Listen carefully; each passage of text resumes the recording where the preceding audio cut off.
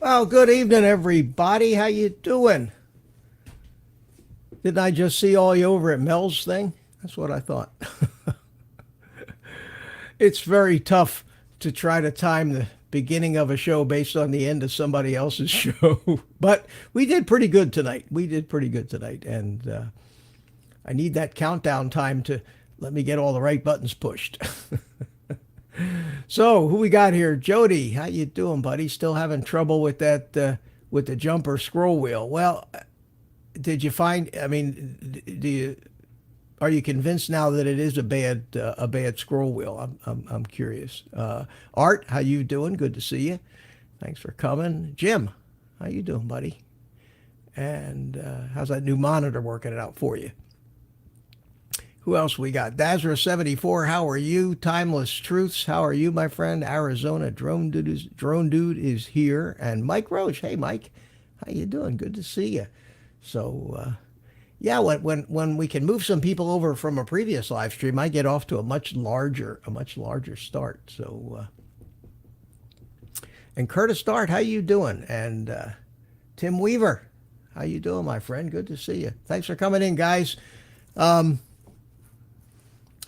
What I want to do tonight, besides the normal banter and chatter that we normally do. Hey, Rick, how you doing? Rick was, if you look way at the top of the chat, you'll see that Rick was here at 6 o'clock. I like that enthusiasm, Rick. Thank you. Still waiting on decent weather. Oh, man, what a day we had today. It was gorgeous out there. I went flying. I know, don't kill me. I went flying, and I'll share a flight with you sometime during this thing. But I actually got this drone here.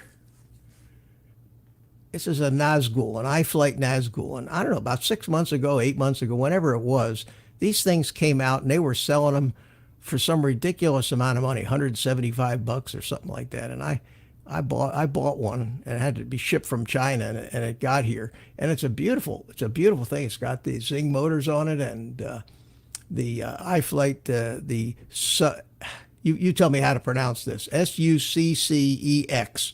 Is it Sussex or Sussex?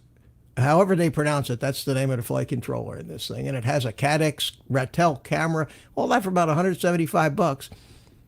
Well, I put it together and I test hovered it and hung it up, and I never touched it since. And today I decided I'm going to take it out and see how it flies.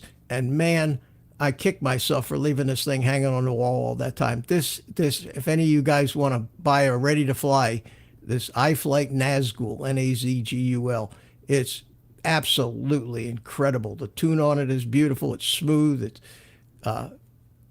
I'll show you the camera, the goggles video from it a little later. But that's and tomorrow we're supposed to have another nice day. So I'm hoping that I get a chance to go out and fly some more. I didn't have a lot of time today, but it was gorgeous out there. It was about 70 degrees, 5-mile-an-hour wind, 25% humidity, something ridiculous like that. It was great. I saw Bob Casey. Hey, Bob, how you doing? Good to see you. Kenny Cardosa, how are you? Thanks for coming in. And I sent out a whole bunch of links to the chat so I could have some company here tonight. But as usual, and I am still by myself. So anybody that wants to come on in, let me know and help me kind of moderate this thing. Keep an eye on the chat for me. That'd be nice. Peter Carroll, how you doing? Drone Days, how are you? Boy, starting off with a nice crowd tonight. Anyway, what I wanted to do tonight, Chris, how you doing? Chris Hope, good to see you. What I wanted to do, because I'm trying to make this about being a beginner in FPV, and the problem with being a beginner in FPV is there is so much to it. There's so many different angles to it: the hardware, the software, the actual flying, the goggles, the transmitter, all this, and you could talk for days on any one of those subjects. And so I got to thinking that it seems to me that what scares people the most about FPV, and I kind of got this hint from watching Ken Herron when he first started getting involved in FPV, is two things. People seem to be afraid of soldering, for one, if you've never soldered, and Betaflight.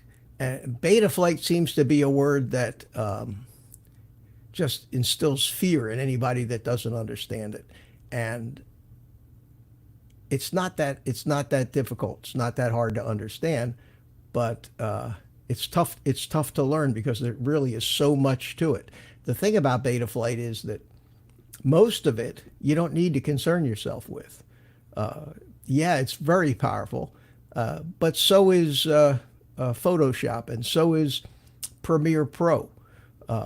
But you can make great videos with Premiere Pro and only know what 2% of the commands do.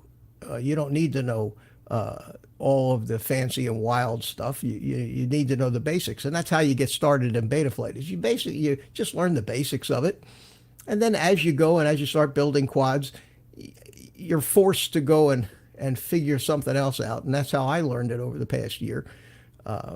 And I certainly don't know it all, but I know enough to make it work. And what happens if somebody tries to teach Betaflight to a beginner and they're a real guru at it, it's tough for them. They've been around a long time to remember what it's like to not know anything. Now, if I explain it that way to people who do understand Betaflight, this will probably bore the hell out of you. But bear with me, because I want to try tonight to take the fear, take the scariness out of Betaflight, so that people aren't really afraid of what it means and how it and how you have to interact with it, and why you need to know the certain basics in order to make your drones fly right. Hey, we got red, white, and blue here in the chat, in the green room. So we'll forego the music tonight and just bring in the Patriot. Yep. How are you, General? I'm doing pretty good. Thanks for having me on. It's nice to have been had. Okay.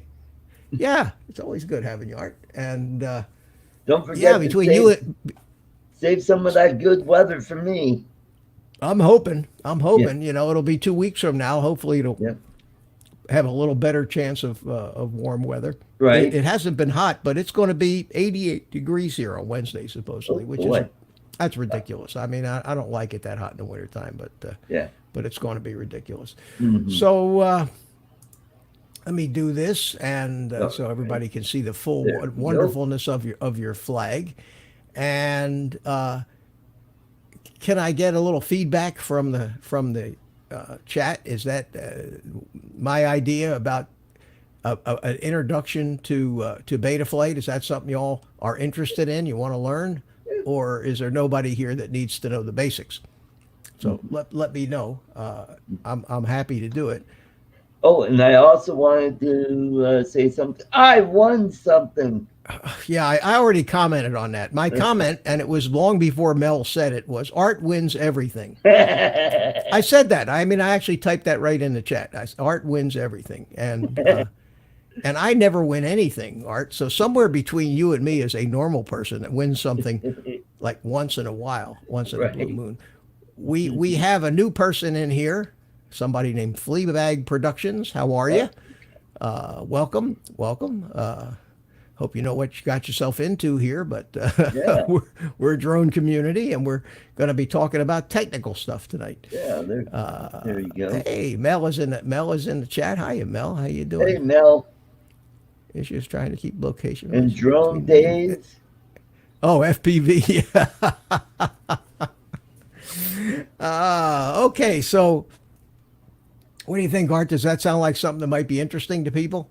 Because even if you start out with one of these things, with one of these little, you still have Betaflight to deal with. I'm on my third cup of coffee already.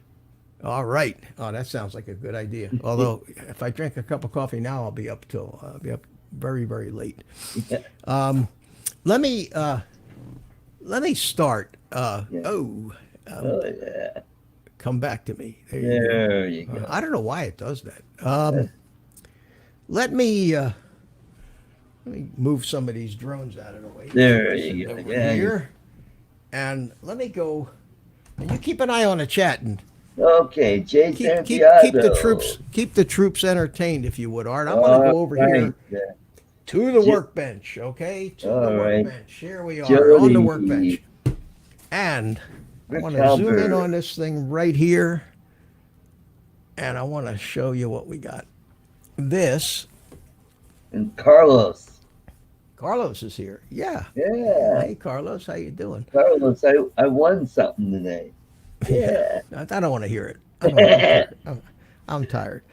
Anyway, this thing right here, if you can see what it says success. Sussex. How do you pronounce that, Art? How would you pronounce that? Yeah, unless it's French, like Success. Success, yeah. However you pronounce it, it sounds vulgar, but this is the iFlight an iFlight controller, and this is what they look like. Sounds if like you're my build a drone, ex-girlfriend. When you get them in a box, you get them in a little. They come in a box like this, and let's flip the lid off of it here. Right. Back up just a little. So let me know if I move too far out of the camera here. Looking good so far. Anyway, there what we you got. go. What we got here. There you got some. Let's get static electricity on that. Okay. Anyway, this is kind of when you're building a drone. This is what you're going to start with, and man, they really package these things. This is what's that? That's kind of like me with my when I make guitar effects boards, you know. Oh, your little circuit boards, yeah. Got all the components together. Look at that, all the resistors, potentiometers, foot switch, and output and input jacks, all that neat stuff. One of these days I'll get that together. Well, we're going to take this puppy all apart here. There you go. And I want to show you what the just a little bit about what the basics are in one of these quads, and even when you have a little quad like this thing, down in there is a single board version that has most of the same stuff that this has. Of course, right. What this board has, it has this controller, and most controllers today come with two boards. One of them is what they call a 4-in-1 ESC. That's the motor speed controller. And that's on the bottom, and then on the top is the actual flight controller with the processor on it. So we'll and if you're going to build a drone, you got to take these things apart. So let's pull all the screws out. And a lot of times when you mount them in a frame, you won't use the screws like that. You'll put the screws in through the bottom of the frame or a standoff and then mount these things. But these are the two distinct parts of the flight controller that you're going to put in your drone. The ESC board, which is this one, is where the power comes in. The two battery leads, which is this thing. Those would be soldered onto those tabs, plus and minus. They usually give you a capacitor, which you put on there like that. Yeah. Move that forward towards the center, please. Oh, okay. There we go. Yeah, you were right under old and then there's 3 wires, 4 sets of 3, right, all around the outside of the board that actually go to the. There they are. They go to the motors. Okay, and we're not going to deal with this, but I just wanted to show you what a brand new flight controller looks like when you get it out of the box. Right. Now this board here is the actual flight controller, and it's got the processor chip on it, the OSD chip, and all kinds of other things. And this is where Betaflight lives on this little board. And Betaflight is to this little board like Windows is to a computer or an Apple operating system. It is the operating system for this device. And there are, I don't know how many different varieties. Like with Windows, there's all kinds of different computers, there's all kinds of different video cards and controller chips, and Windows has to be able to discover what hardware is in there, load the appropriate drivers, and make it all work. Well, Right. these don't work like that. The developers who developed the operating system for these, the Betaflight Right. or INAV or one of the other operating systems, have to make a specifically compiled version of that operating system software or Betaflight for each board. And each board has got a designated name, a Maytech 405, Fury F40SD. There's I don't know, the whole list as long as your arm of those things. Right. So, and most of these boards, when you buy them, come with Betaflight already on them. But Betaflight gets updated, I would say, on an average of maybe less than monthly. Right. Now, you don't always need to have the very latest version of Betaflight on your board. In fact, there are still people that run Windows 7 and it still works until it's not supported anymore. And the same thing is true for drones with Betaflight. When I flew that Nazgul today, we're going to plug that in and see what version of iFlight it's got on it. But I mean, Betaflight it's got on it. But it worked great. So I'm not going to fool with it. Why would I want to upgrade it if it's working fine? But if you're building a new quad, you may as well start with the latest and greatest version Right. of Betaflight. Now, this little puppy here, this is the old one. Right. This is the original. This came with Betaflight 3.5, and that's an older version of Betaflight. The new one that I got, the Tynyhawk 2, came with Betaflight 4.1, which is the latest version, but maybe not even the latest iteration of that version. I think we're up to 4.1.3 now. What are you doing, Art? Fall off your chair? No, my backdrop just fell on me. Your green screen? Yeah, I did. I went to adjust something, and all of a sudden, whoop. That's funny. That's funny, Art. Hey, but have you noticed my screen looks pretty good? I got rid of that shadow that's over here. That's why I was trying. Oh, okay. Well, when I green touched screens are tricky. Yeah. Green screens are tricky. I take my headphones off for a second and go plug this USB port. All right. Hold on while I fix this. And All right. talk amongst yourselves. Don't worry. I'm okay. Got it. Okay. So anyway, that's what a flight controller looks like.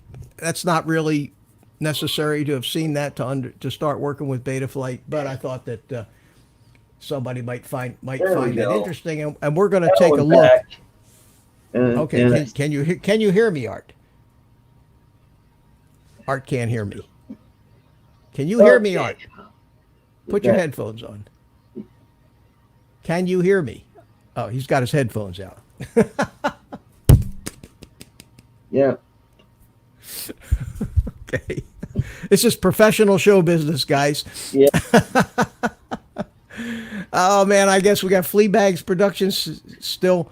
Does it matter what wires from the motors go to? Fleabag says. Okay, let me give you a blue wrench there, Fleabag, so you can fit right in with the rest of us, and you won't be a new person here anymore. So there you go. Next time you post something, you're going to be purple.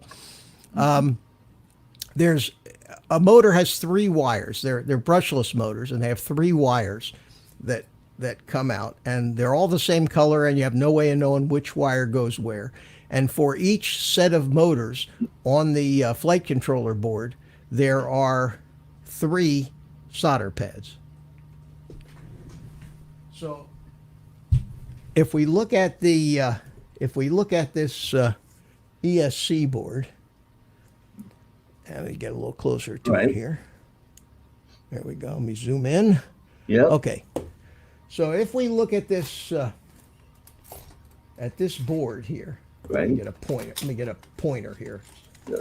We look at this board. If the board sets in the quad, and usually the battery leads are in the back. So Right. let's just say that this is the back. I'm having a Uh-huh. hard time keeping it in the frame here. There we Yeah, I go. get moving it. Yeah, There you let's say that this is the back. go. Right. Then these three wires here would go to the front right motor. These Right. three would go to the front left motor, Right. and these pairs would go to the rear motors. And the board is probably configured that way to start with. So you'd have motor 1, 2, 3, and 4. 1, 2, 3, and 4 is usually the way they number them. It doesn't matter which of the three wires of the motor goes to which pad. You have no way of knowing. But what might happen is when you first fire up the quad, the motor may run backwards.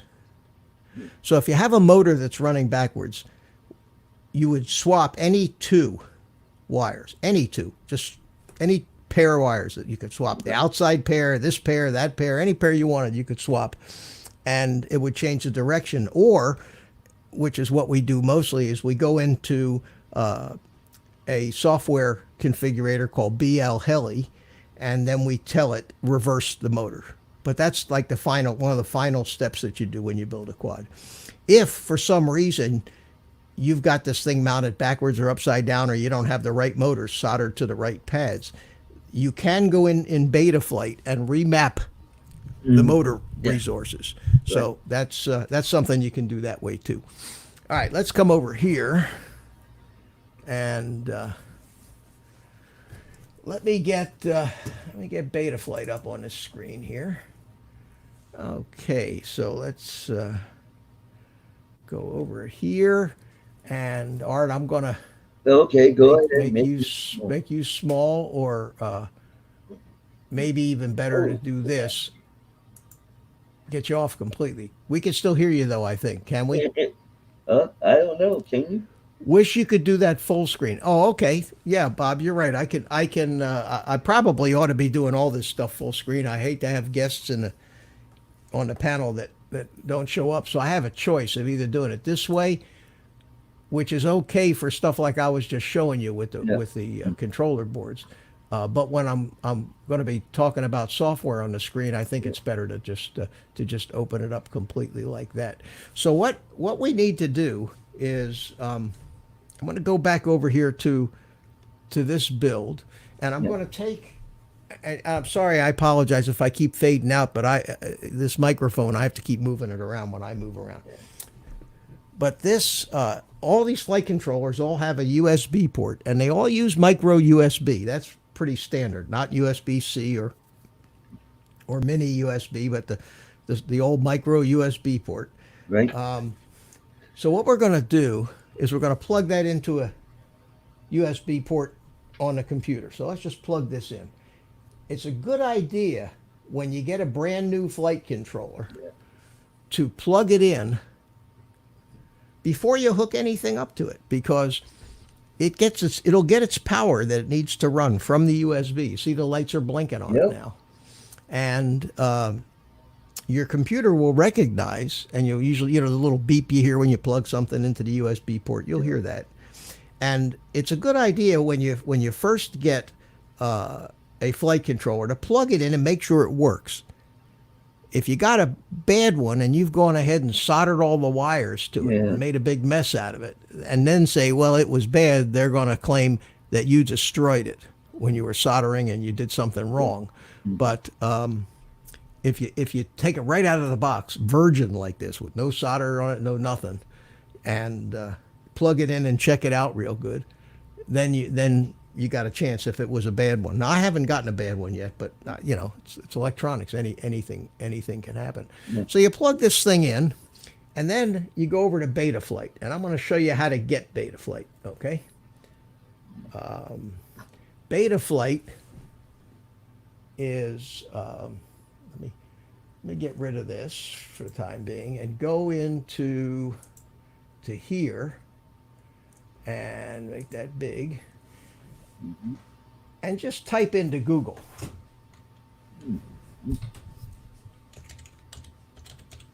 Betaflight.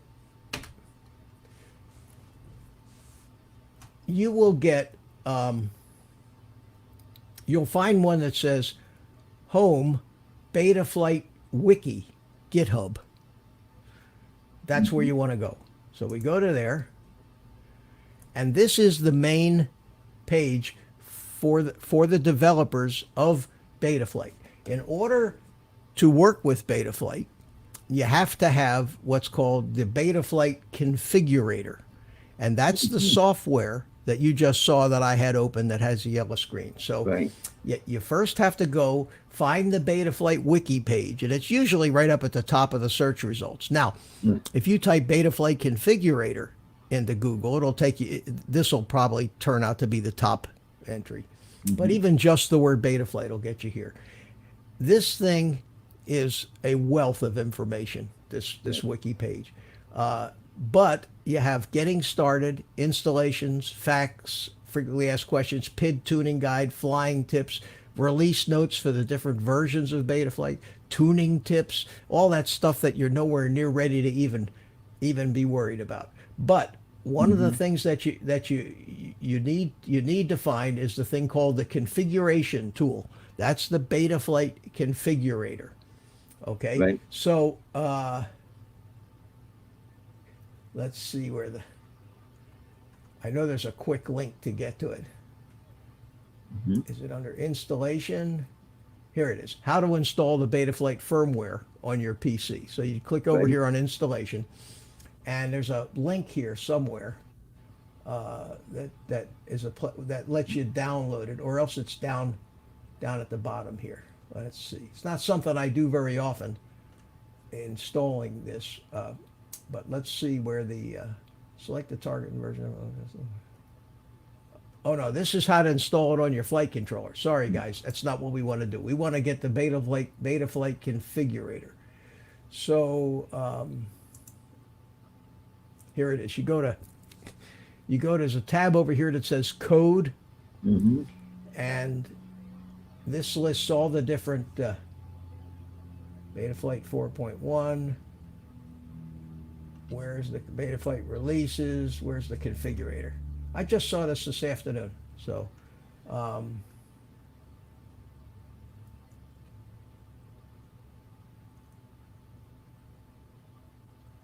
Right. go and figure. I thought I went right. I mean, I said to myself this afternoon, I'm going to be teaching this. I better know how to find this thing. So I went right to it. Now, the latest update from us, you have the web page. Well, let's do it this way. Let's go, let's type Betaflight configurator, Gurator, and see if that gets me closer. Betaflight configurator GitHub. There you go. Took me right to the page. That's how I found it this afternoon. Okay. The numbers for the configurator bear no resemblance to the numbers that are in the actual Betaflight software that goes on your flight controller, which is now going to be like 4.1. So the 10.6 is the latest version of the configurator. Right. These are release notes. You'll find down here under assets, depending on what kind of platform you're running, AMD, Betaflight configure, installer Win32. Right. That's the one for Windows. So you would download this, the Windows version, okay? And then you install it. You double click on it, on the a file will open up. You run setup. You know, if any of you ever installed a program on Windows, that's what you have to do with the Betaflight configurator. So once you have the configurator downloaded and installed on your PC, Right. you will get a program to run, and you'll get an icon that looks like this one up here in the left. You can see where I'm pointing at. It says Betaflight configurator, and I'm already running it. So you click on it, and it should open up, and it should look like this. Right. Metro Drones, thank you so much. Thank you very much, sir. Appreciate it. Bill, how you doing, Bill? Good to see you. Wow, we got 19 people sitting through this. That's amazing. There you go. That's amazing. Okay, so this is the main screen that you'll see when you see Betaflight Configurator. So let's start at the top, and this is 10.6.0, which is the latest version. If you don't have the latest version and you go and try to open the firmware on your flight controller, you'll get a window will open up right in the middle that says there's a newer version of Betaflight for you. Do you want to download it now? Chances are what you have will work, but if you want to keep up to date, download the new one. Now there are up here in the upper right hand corner, there are a box that says COM. This says Comp 6 because this thing has discovered the port where my flight controller is plugged in automatically. If I unplug my flight controller, I'm going to do that now. You notice that disappeared. Now it says manual selection. So this will tell you if there's a flight controller plugged in. Let me take a second here and I know you guys are going to think this name is strange. Balls over Baghdad.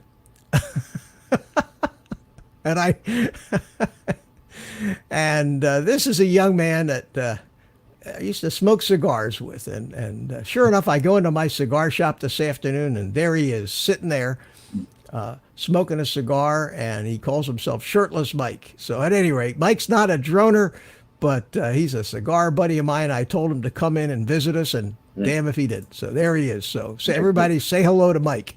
Hey, Mike. And we're going to give him a blue wrench too, so he can feel right at home. Have you been keeping up welcoming people in the chat, Art? Or are you not? I've been tardy. I see that. Yeah, I'm caught up with everybody. He's about the newest person. Okay.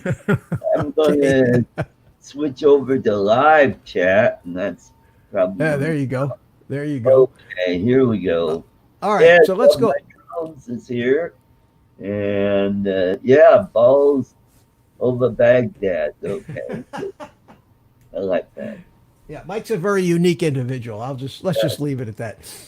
Okay, so now what we got here is I plugged the flight controller back in, and now all of a sudden it gives me a COM port up here. So that'll tell you whether it's plugged in. Once you plug your flight controller in, you have to hit this button up at the top here that says connect, and it's hiding behind the duck there, but it's up there. It says connect, and this button here says update firmware, but we won't deal with that quite yet.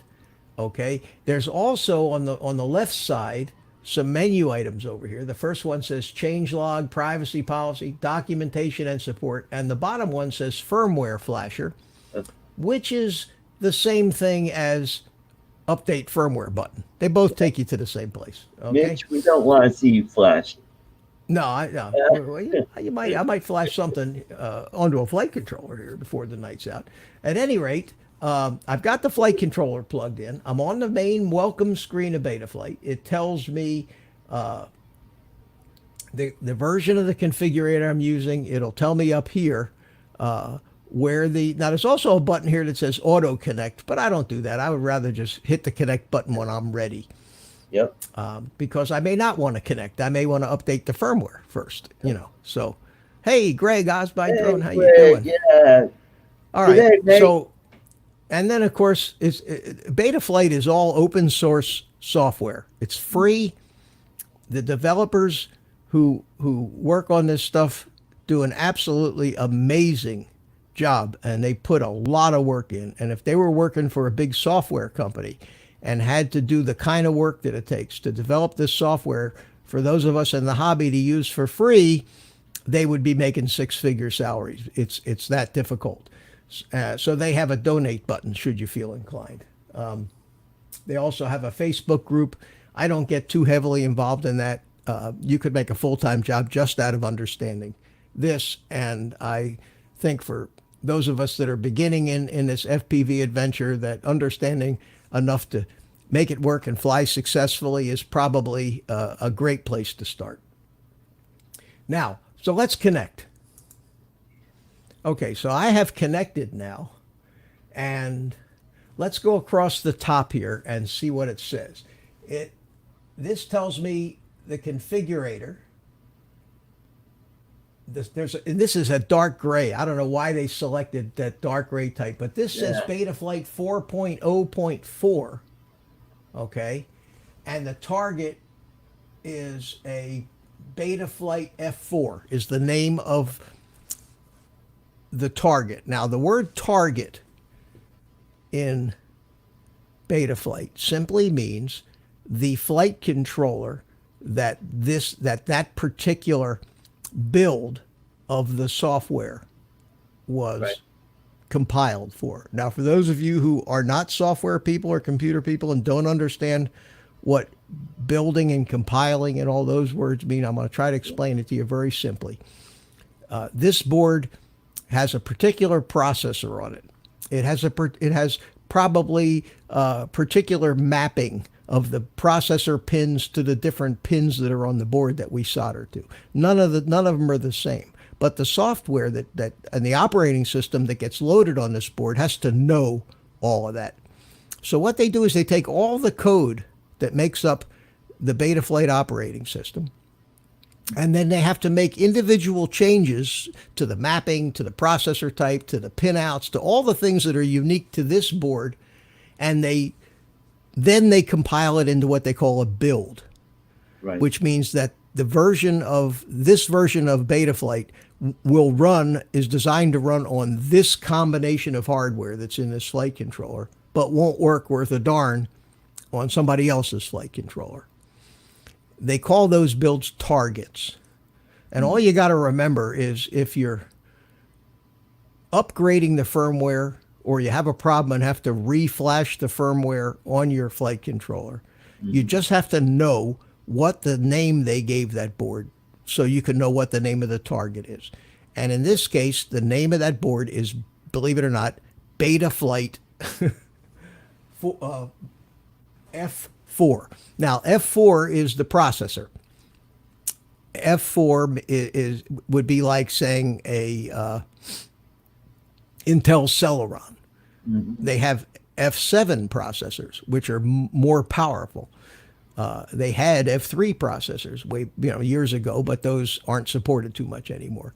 So you'll see F4s and F7 processors, and there are some basic differences in them and things that if you build a lot of quads you need to know. But for right now, it really doesn't make any difference what the processor is. The processor in the little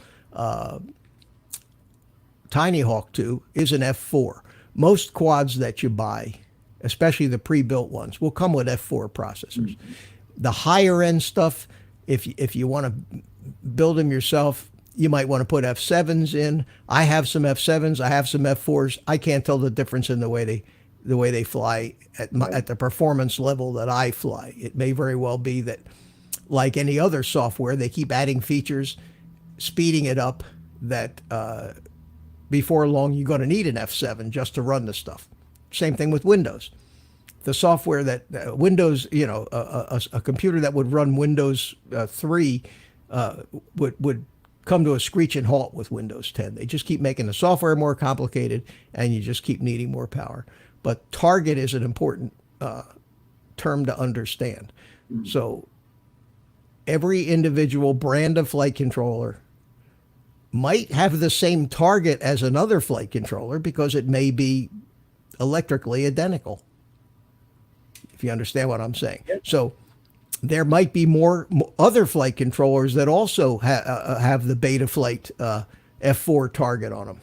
In fact, the most common ones that I've seen are the Maytech F405, the Maytech F411, the Fury, but most of them fall into 4 or 5 groups, and you'll find common targets, even though the flight controller comes from a different manufacturer, because they may use the same processor and map the pins exactly like somebody else's flight controller.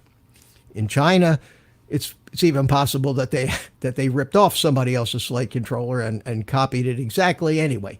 Yeah. So it's important that you know the target. So up here in the upper left-hand corner on the Betaflight configurator, is when you connect to your flight controller, you'll get that information. There's other places to find that information, and we'll get to that in a while. There is a button here that says calibrate accelerometer. Okay. Right. Now, for some reason, you may notice that my thing is kind of creeping sideways when I leave it alone. See, it's kind of yawing, which means something isn't calibrated right. But the first thing you want to do when you hook either your quad or your flight controller up is on a flight controller, there's always an arrow. And on this flight controller, the arrow is right here. And it says front. The word front right there. This is the front of this flight controller. It has to be the front because there is a gyro and an accelerometer mounted to this board that need to know if the front goes up or the front goes down or it goes to the left or to the right or this way or that way. So it has to know where the front is. And when you build a quad, usually these pins here are in the back. So you would mount this in the back and that in the front. Now, if you can't mount it that way or you have to mount it another way, there are settings in Betaflight to tell Betaflight that you've rotated your board 90 degrees or you flipped it upside down or something. But to start, always try to put it in the way it's supposed to be. So if this is indeed the front, when I tip that, hold on a second, I'm going to go back to Betaflight here. Okay, I'm going to grab this board, I'm going to hold it level, and I'm going to tip the front down. Do you see the arrow? Uh-huh. Goes. Oh, yeah. Hold on a second. Let me try to get it level here. And let's tip the front down. Okay, the front up. See that? Mm-hmm. I want to roll it. I'm going to roll it to the, where's the front? The front is this way. So if the front's this way, it's weird because the plug's in the side. If the front is this way and I roll it this way, I'm rolling it to the left. Now I'm rolling it to the right, correct? Mm-hmm. Now I'm yawing it to the left and I'm yawing it to the right. And you always want to make sure that you check to see that the little quad on the screen does. Now, it's a lot easier to do after you've got the flight controller installed in a quad because you pick the quad up and you point the nose up and the little nose Right. and the thing should. Now, what I've done is I've actually laid it on the table upside down there, so it knows that. If y'all remember when we put Mel's little deal together, do you remember what? And it flipped out on him, wouldn't fly. Yeah. Well, in front of his house, that was because he had gotten that as a gift, and the setting on the flight controller board wasn't set properly. So what the quad thought was the front wasn't the front. And the minute you turn the motors on, the thing the thing will flip out on you. So It's very important. And that's the one thing we didn't check because you always assume when you get a flight controller from the factory that those settings are preset. If it comes with the Betaflight software on it, you have to assume. Yeah. Yep. So that's a very important check to wiggle the board around and make sure that the little quad on the screen moves the way. Now, when you have it in a quad and you level the quad out, and I like to take a coffee cup, take a level, set it across the coffee cup, put some paper shims under it, make sure that coffee cup is level completely all the way around. And then I set the quad on top of it, and I know the quad is level. And then I hit the calibrate accelerometer button, and it goes ahead, and it knows that it's level now, and it changes everything so that now Betaflight knows what level really is for this quad. Okay? Right. So that's in the first screen you hit with Betaflight, in the first page you hit with Betaflight. There's another thing here that says backup and restore. Don't worry about that. Another one that says reset settings. You don't want to, because that'll return Betaflight back to defaults. Now let me take a second and try to explain what that means. Betaflight is a pretty complicated system because it's thousands of times a second. It's looking at your stick inputs, seeing what you want the quad to do, and then calculating how much it needs to speed up or slow down each of the four motors to make the quad follow exactly what you want to do with the stick. And that is what they call a servo mechanism. A servo mechanism says, okay, he wants to do this, so we'll make a change. Right. Did we accomplish what he wanted? Not yet. All right, we need to make more of a change. And it keeps checking until it matches what the command was. So you give it a command, and it has to, for example, let's say I turn the thing and say, turn bank to the right 30 degrees. Okay? Right. So right away the quad knows I want to go to 30 degrees. So it starts thousands of times a second reading the gyro in there saying, what's the bank angle? Well, it's 5 degrees. Well, it's not 30. Well, it's 10 degrees now. And it keeps banking it until it says, well, I'm at 30 and he wants 30, so I'm going to stop increasing the bank now. That's a servo mechanism. Oh, okay. You've all heard that described under the terms PID, P-I-D, a PID loop. Okay, that's what PID tuning means. A PID, P-I-D, proportional, integral, and derivative are the three components that make up that servo mechanism. That servo mechanism is the same one that might work in an RC airplane, that when you move the stick and it moves the servo to move the control surface on the RC airplane. It can be in a thermostat. You turn your thermostat down, and the thermostat, you says, well, he wants it to be 65. What is it now? Well, it's 68. Okay, we need to make it cooler. Okay, what is it now? It's 67. Well, he wants 65. We still need to make it cooler. So when it finally gets to 65, the PID controller says, we gave him what he wanted. But did it take 2 weeks to give him what he wanted, or were we able to do it? How fast did we get to that point? Right. So there are a lot of settings in these PID controllers. Proportional setting, for example, and I'm not going to try to explain integral and derivative to you, but proportional is the most important one. It's the easiest one to understand. Right. If I say to the quad, it's flying along, and I say to the quad, I want you to roll and to the right, and I've stopped it at 30 degrees. I've commanded a 30-degree right roll angle. Do I want the quad to do this with it checking all the way? Do I want the quad to do this like that real fast? Because the faster that I want it to do it, the more power I have to give those outside propellers to get it to move fast. Yep. You follow what I'm saying? Okay. So the danger, of course you want it to be there as fast as possible, but the danger in getting there too fast is you've given it so much power to get there that it overshoots. Yep. It goes past it.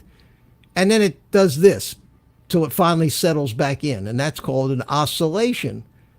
Right. And if a quad isn't tuned right and you do a sharp maneuver, you may notice that it bounces a little bit before it settles down. And that's oscillations. So tuning, when you hear somebody talk about tuning a quad or a PID tune, right, that is the right combination of the amount of proportional gain, the integral gain, which acts kind of as a shock absorber. In other words, the integral gain says, are we there yet? Are we there yet? Are we there yet? Okay. And if we're not there yet, let's increase the amount of power that we're using to get there. Okay. Think about this for a minute. Yep. If I give it a command and the proportional gain is very low, so the thing just starts rolling real slow, the I gain the I term or I gain, or they call it I term, is going to say we're not, he wants to get to 30, but we're just not getting there. So it'll start to keep increasing the amount of power to make it happen faster. Right. See, until it gets there.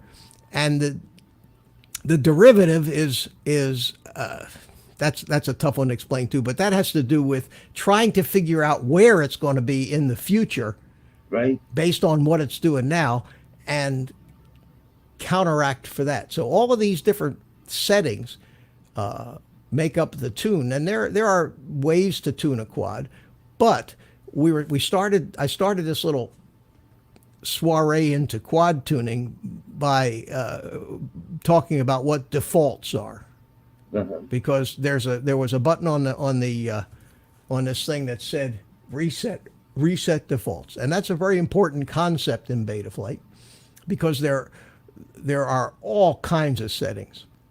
Not only do you have a P and an I and a D term, you have one for each of the axis. You have a roll P term, a pitch P term, and a yaw P term.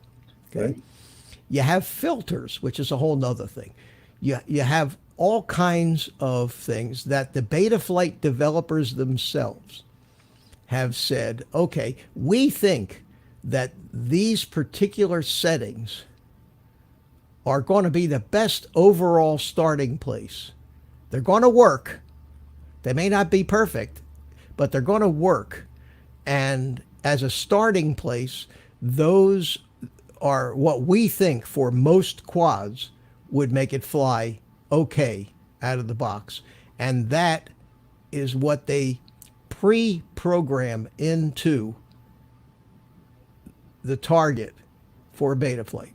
And those defaults, when you load a brand new version of Betaflight into your flight controller, let's suppose you're upgrading or you have a new flight controller that doesn't have Betaflight, you're going to start with the defaults.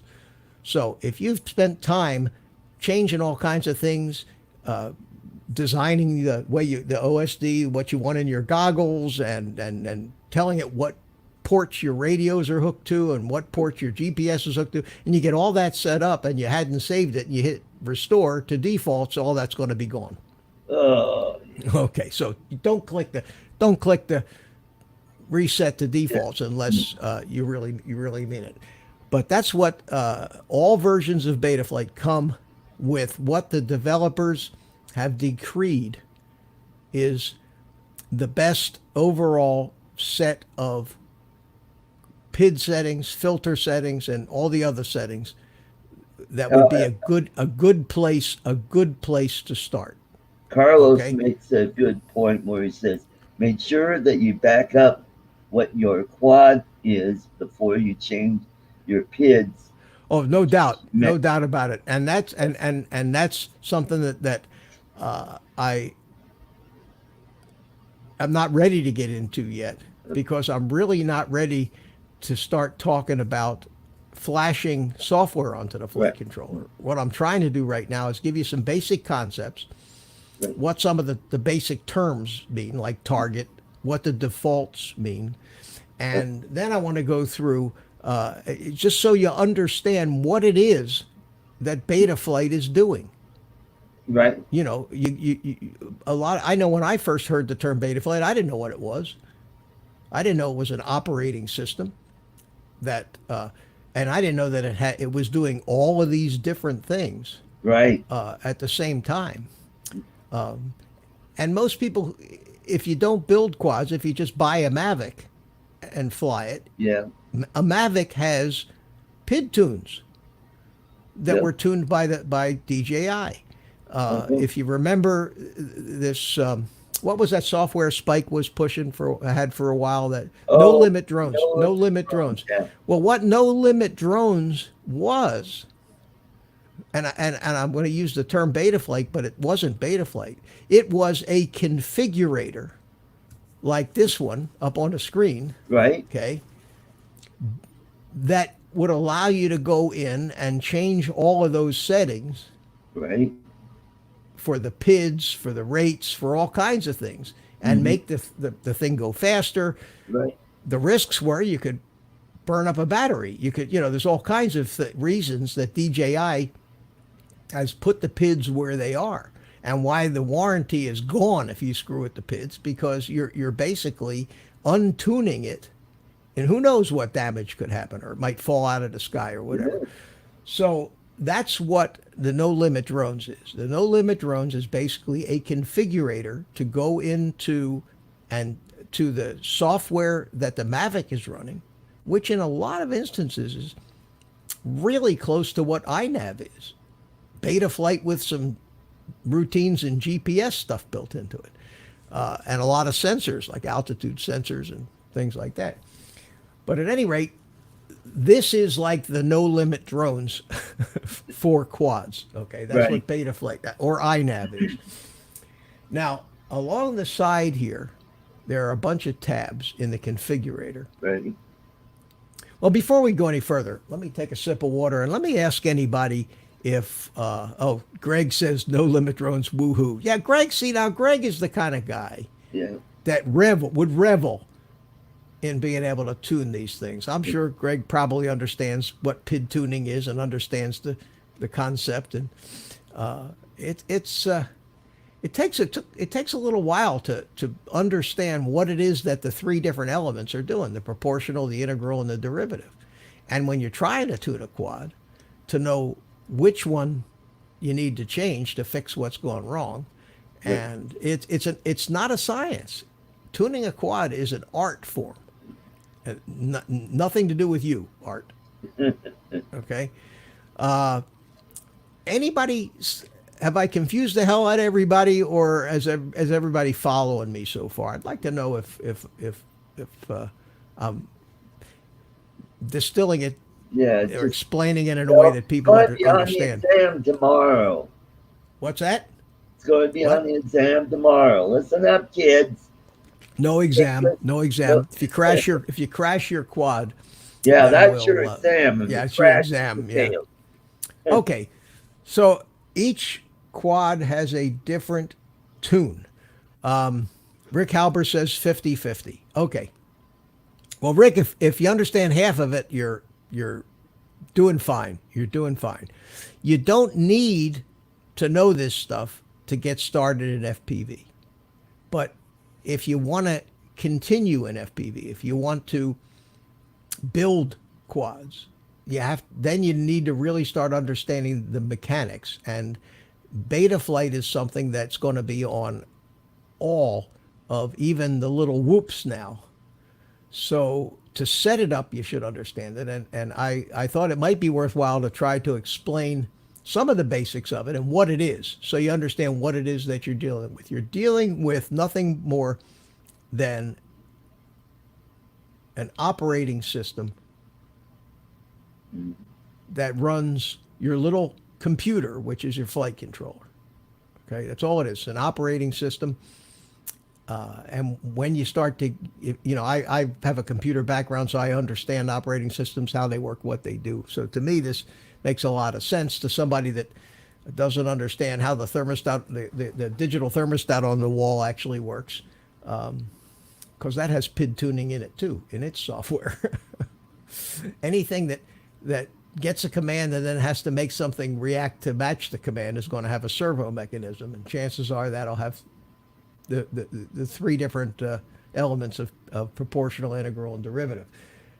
You don't need to know that to start art. You don't need to know that to start flying, but you do if you buy a quad and you buy a radio and you buy a pair of goggles. You are going to need to know the basics of this. So I thought it would spend a half an hour explaining some of that. Now let's get back to the configurator, because this is what you're going to have to deal with. In the left-hand column of the configurator are tabs: ports, configuration, power and battery, PID tuning, receiver, modes, motors, OSD, LED strip, black box, and CLI, or command line interface. Now, as if that wasn't enough, if you look up at the top here where my mouse is, there's a little switch that says enable expert mode. Ooh. If you click that little button, you get a few more tabs over here. You get one that says servos, adjustments. You get one that says sensors. You get one tethered logging. You get fail safe, and all other things. To set up a basic quad, you don't need some of those things. So let's turn that off right now. But if you're ever trying to configure a quad and you need to set the fail safe, Right. what it does when it fail safes. And for those of you that don't know what that means, I have to assume that there are people that don't know what that means. A fail safe is when you lose your connection to your transmitter. Right. If you have a Mavic and it fail safes, it will return to home. If you fly out of range of your radio, of your transmitter, it will return to home. That's because it fail safed. If you turn your radio off, it'll fail safe. But if you're flying anything radio controlled and you get it too far away, or you have a problem with the receiver or interference with the receiver, or for some reason your receiver cannot determine the packets of information it's getting, it will automatically go into fail-safe mode, and it is pre-programmed to follow a specific set of instructions Right. when it fail-safes. Most quads without GPSs, the FPV quads, are programmed with a command that says drop. That's it. Drop. Shut the motors off and fall out of the sky. That's what happens to most quads when they fail safe. And they're set up to do that. You don't want them to fly away. You don't want the motors to keep running. It's dangerous. If you can't control it anymore, the safest thing that quad can do is shut the motors off and fall down. If it's over water, too bad. If it's in the top of a tree, too bad. So that's what a fail-safe is, when you lose contact with your transmitter. Now, it may be that you get into a fringy area and it starts to lose contact, but then gets it back. So most fail-safes are set with a certain delay. In other words, if you lose a signal and in half a second you don't get it back, then drop. Okay, and that's all programmable, but that's what fail-safe means. Now, on a quad like the INAV quads that I fly that have the GPSs, or a Betaflight quad that has a GPS module in it, you can program the fail-safe to return to home. In the case of INAV, you can actually even make it auto land. But in the case of Betaflight, it'll return to home, but it'll just start descending and fly itself right into the ground near where it took off. You have to take over again.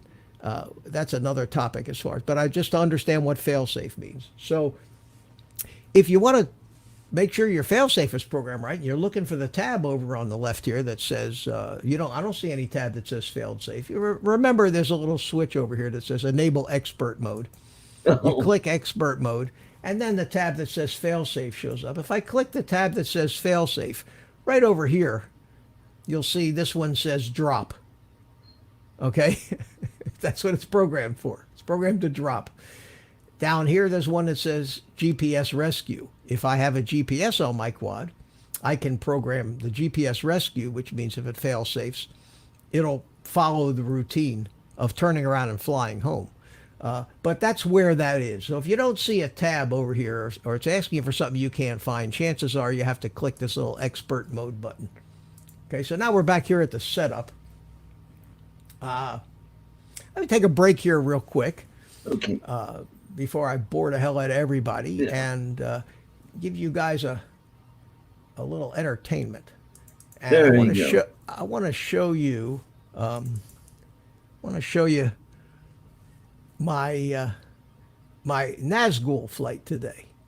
Oh, This was the first flight that I put on this quad that I've had for 6 months, and God, did it fly good!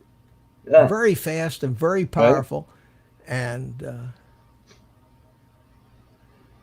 Well, I'm trying to decide which one of those two ponds I'm going to fish at. you're gonna dump your thing in. Yeah, there's a lot of ponds out there, Yeah. but this thing it's got so much. It's light. It's got so much power that I mean, I took off, and before I knew it, I was probably up at 200 feet. Wow. And what a pleasure to fly. Yep. Get up there Responsive, where's and the no roll? I no. want to see the barrel roll. There we go. Oh, oh, There oh, we go. oh. There we go. There Barrel. we Wait. go. Roll. Wait till you see this loop. Wait till you see this. Wait till you see this power loop I did here. Wait till you see it. Watch this. Whee! Look at that. Look how long that thing floats. And I say this was just my first flight, and then I had to leave. I didn't have time to fly a lot this morning, but and I only had the one battery with me for this quad.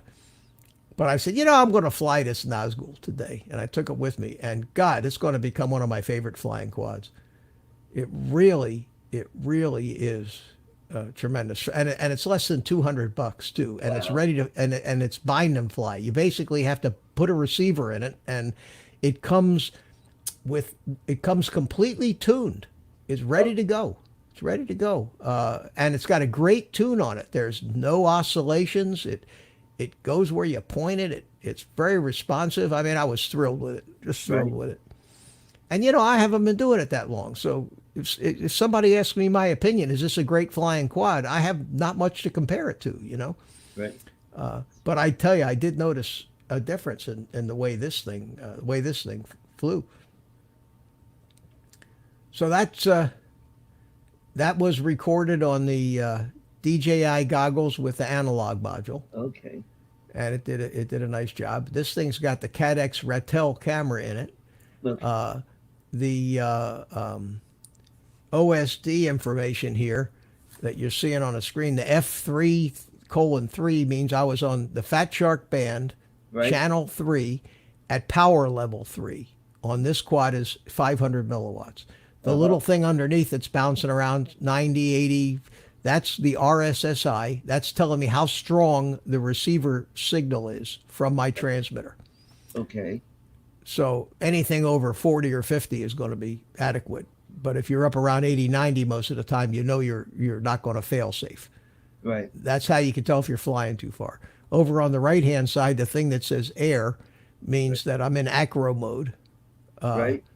And then the voltage is this average cell voltage, because I find when I fly that it's easier, rather than if I got a 4 cell and it's 16 volts, I got to try to figure out keep in mind how many 3.5 volts a cell is times 4. I just put up the average cell voltage, and when it gets to 3.5, that's when you probably want to land. Right. So you don't draw your batteries down. And then the bottom there is just the flight timer. Oh, okay. So I got a 4-minute flight, and I probably could have stretched another minute out of it, but Right. at any rate, I thought you Now, guys does might- that drone have the capability to hold like a GoPro type camera? Yeah, there it is. Oh, okay. And I 3D printed this Okay. this mount, and I have a Runcam 5, which is the same size as the old Hero Session Right. that they don't make anymore. And the Runcam 5 does great. Now, I didn't put the camera in it today to fly it on its first flight. Right. But yeah, you just slide it, and I just 3D print these things, and they tie wrap down to the frame. Right. I have this- a SJ cam that's about the same size as that would fit in that. Now, what I wanted to do, just for fun, I'm going to plug in right now I'm going to plug in the flight controller on this quad. Okay. Let me move my mic over here. I want to plug the flight controller in, and I want to see what version of Betaflight's on here. So this is how I would do it. I plug this in. Move it. Yeah, there you go. Okay, so I've got that plugged in there. Right. Now we go over to here. Hey, Philly Drone Life. Welcome to the show. Oh, hey, Right. Mikey. Mikey. And I'm gonna connect to this. Okay. And I'm gonna look up here. And what I'm gonna do is, in order for me to find out, not having to read up in the corner here, I'm going to go into the CLI, and we've talked about that CLI before, that command line interface. And down in the command line, I'm just going to type version, VRSION. Yeah. And it tells me, oh, that's got Betaflight 4.04 on it too. What a coincidence that has the same firmware as the iFlight flight controller, which is the same flight controller that comes in this iFlight quad. Okay. Cool. I'm joking. It's so this flight controller that I'm holding in my hand that I was showing you is the flight controller that's in that iFlight quad. Oh. Okay. And so it's probably right out of the same batch of flight controllers that they used when they built this quad. Interesting, isn't it? All right, so I'm just going to leave that quad plugged in right now, because it doesn't matter what I got plugged in to show you these things. Now, let's go back to the setup screen. And what happens is anytime you're in the command line interface, when you leave there, the quad reboots, so it disconnects. So you have to reconnect again. Okay? So now, see that quad sitting level on the table, and this quad looks really level on the screen? That's because I had calibrated it. Right. Yep. This is where you start when you're building a quad. You plug the flight controller in, you make sure it works, and then you start going down these different tabs. And I'm going to briefly go over what some of these things are, but I'm going to try to limit what I tell you to only what you need to do to get a brand new quad flying with the default settings.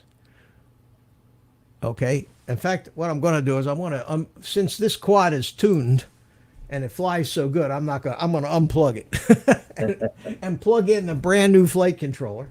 There you go. Which probably does not have a tune on it. It's probably got the defaults. Okay, so I plugged in that flight controller. I will connect to the flight controller. And one of the ways I can tell if it's got defaults, there is a way. I can go into the CLI and I can type a command. Right. That's DIFF for different. Okay, diff. DIFF. And I can type a qualifier after that command, like show me commands that contain the three letters OSD, for example, and that are different from the defaults. In other words, if it's the default, don't show me. Yeah. So if I type DIFF and the word all, that shows me everything in this flight controller that has been changed from the defaults. Okay? Now, I'm looking down here and I see the things with the pound signs in front of them are comments. Okay? So it says beeper, bearing, and these are all different things. Serial. So there is some stuff that isn't what the Betaflight devs thought would be default for this. There have been a few changes there. There's a few changes on the LED pins. There's this is where it says set accelerometer calibration -140 -1. That happened when I calibrated the accelerometer. It put those values in there that were not the default zeros that it came with. Right. There's a couple of other things, but basically there's not much that isn't default here. Okay? So this board pretty much has a default version of the Betaflight F4 4.04 target on it. So one thing that you want to learn right off the bat when you're screwing with your flight controller boards is how to save those things that are not defaults. I know that I can always return the board to defaults by reflashing the firmware with a newly downloaded one because that I know is going to come from the Betaflight developers with Right. the defaults as the settings. But even in this case, there's a couple of them on this board that it says are not default, and I don't know why, and I don't care. I'm not using LEDs. There's some of the serial port stuff has got some settings, and the settings when you see them here usually are just numbers, and they're not telling you what they mean. But most of these things are just basically defaults. There's a button way down here in the lower right hand corner that says save to file. There. If I click that and I say, let's just save it on my desktop right now, okay? There you go. It gives it a name. It gives it a name. BTFL underscore CLI and the date and some other things that'll identify it. Now you can rename this if you want. If you're going to save it for some reason, you can rename it to like my new quad came with these settings. Right. Anything you want. But you save this, and so we'll save it to the desktop. And then you can go and open it up in a text editor. Right. And there you can see everything. There you go. Everything that you just we have, and you save that. Now, if I want to put this back, for example, okay. In other words, I've screwed the pooch on this thing, and I want to return it to these settings. Right. There's a couple of ways I can do it. I can basically, there's a thing that says start the command batch. That's the place where it starts. I can just highlight everything all the way to the bottom. Right. And hit Control C and copy it. Okay. Then I can go back right here to this CLI, put the cursor down there, hit Control V, paste all that mess into the command line, hit enter, and it will write all that stuff back in. Uh-huh. Okay. So here's a cool thing. Let's suppose that I don't want to have Betaflight version 4.04 on this flight controller. Right. Since I'm building a new quad, why wouldn't I want to have the latest and greatest version of Betaflight, the 4.1 version, which has RPM filtering and a whole bunch of other features which are meaningless to everybody now, but they do mean something, and they make the quad fly better, supposedly. And I already had this quad all set up. I had all the receiver hooked to it. I had my OSD all laid out. I tuned the PIDs a little bit and got it flying a little better. Right. And when I did my diff all, in fact, what I'm going to show you here is I'm going to disconnect this flight controller, and I'm going to plug in the Nazgul, and we're going to do the same thing.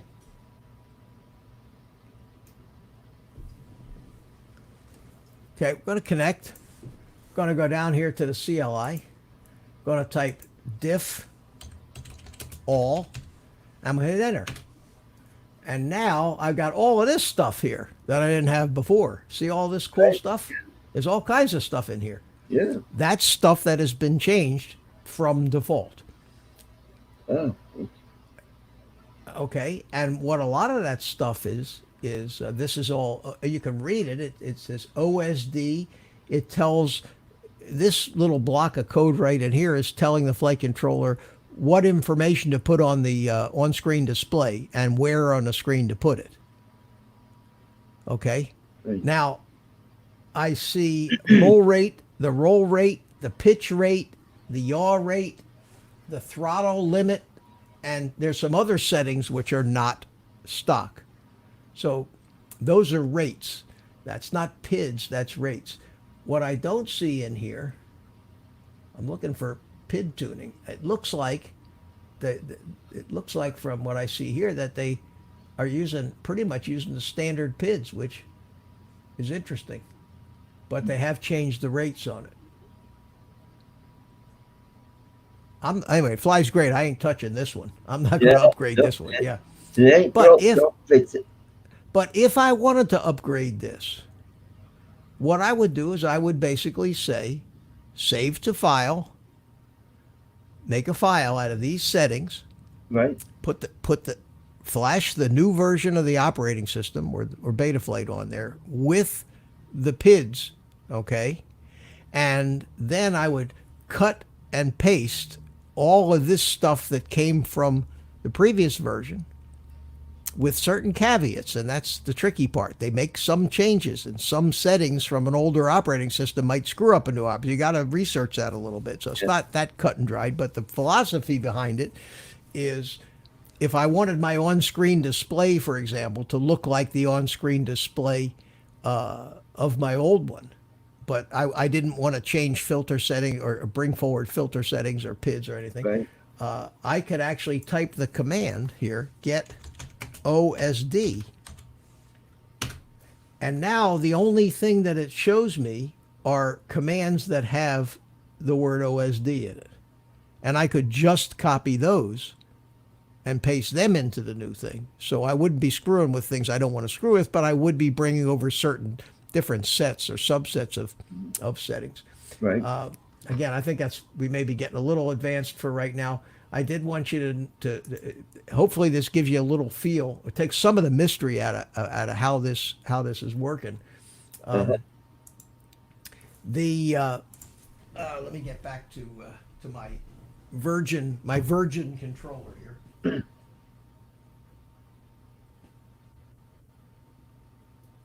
Okay, got that plugged in. Connect to it again. All right, so let's start with the ports tab. That's the first tab down.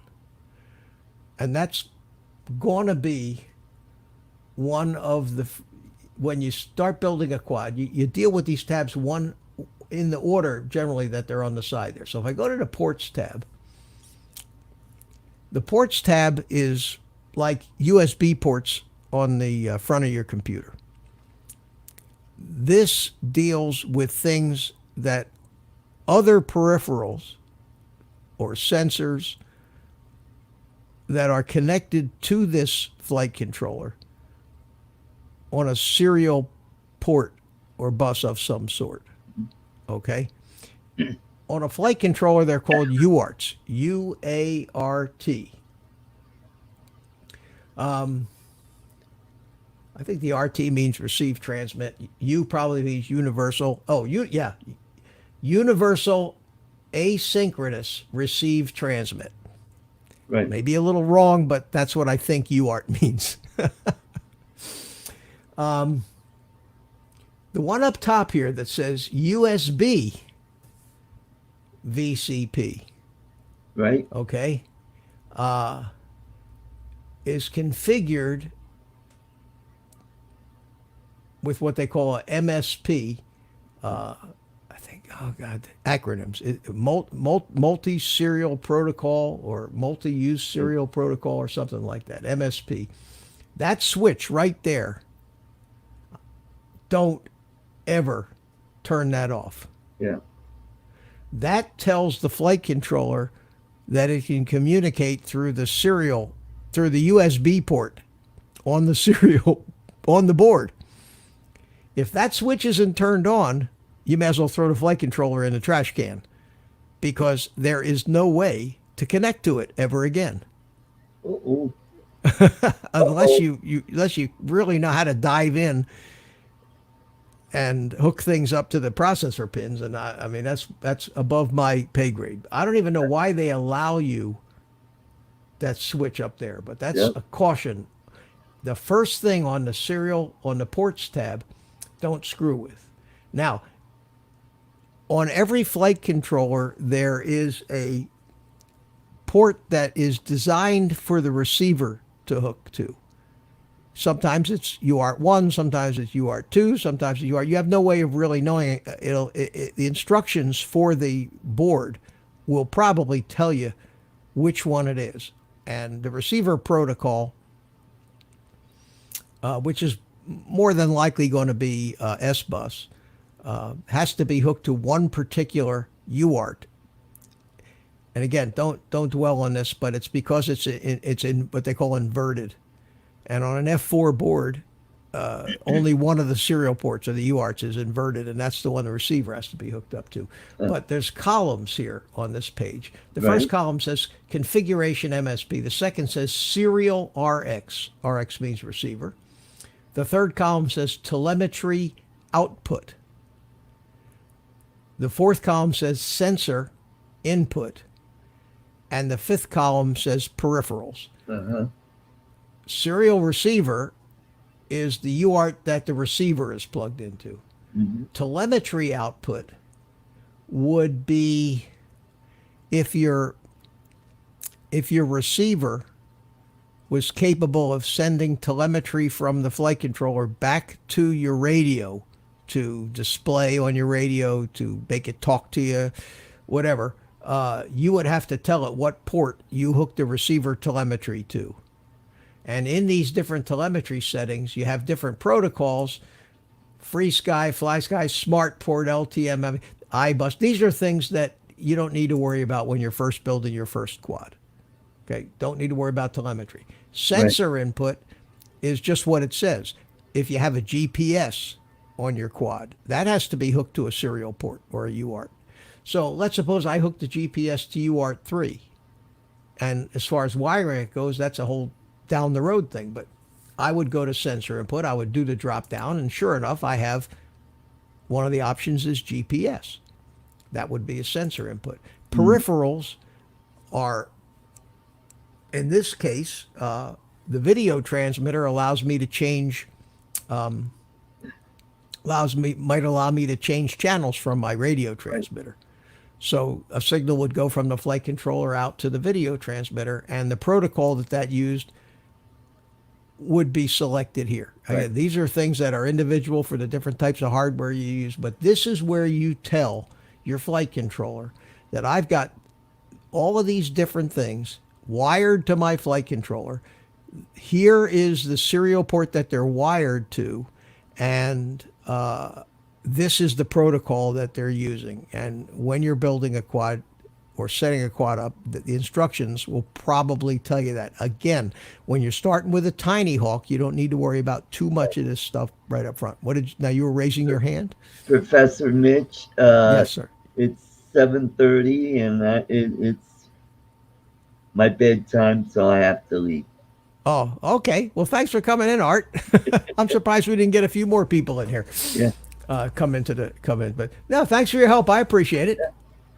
All right, take care. You have a good All right. And All right, everybody buddy. in the chat, good night, everybody, and catch you next time. Oh, I got rid of you there. I was trying to get you up on the screen to say goodbye, and I Okay. lost you. Okay, Yeah, say goodbye. Goodbye, everybody. Have a good evening and take care. Bye-bye. Thanks for the help, Art. Appreciate it. Oh, that was nice of Art to come in. Now I'm here by myself again. Okay. So let me get back to this. God, I still got almost 20 people in here. I can't believe I haven't lost all of you. Let me take a second and look over the chat and see if anybody's trying to ask me any questions. We're talking about everything but what I'm saying.